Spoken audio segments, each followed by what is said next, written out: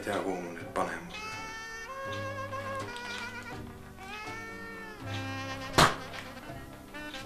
Ära vaeva ennast sorteerimisega, pane kõik ühte prügikasti.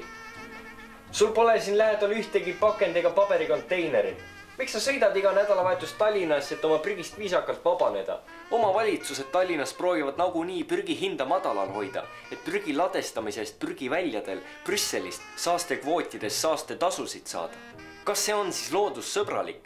Ja kui veel mõni mõlakas sinu sinna eraldi prügikasti vetsupoti paneb, mis siis?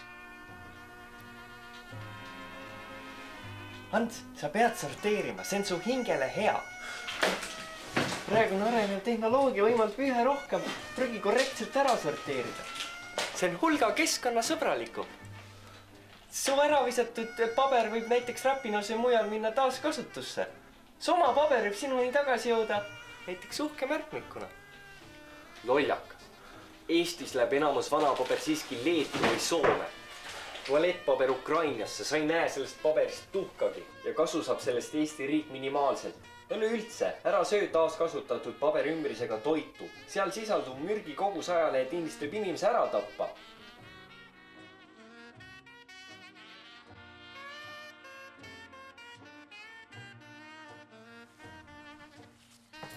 Kuula, kurat!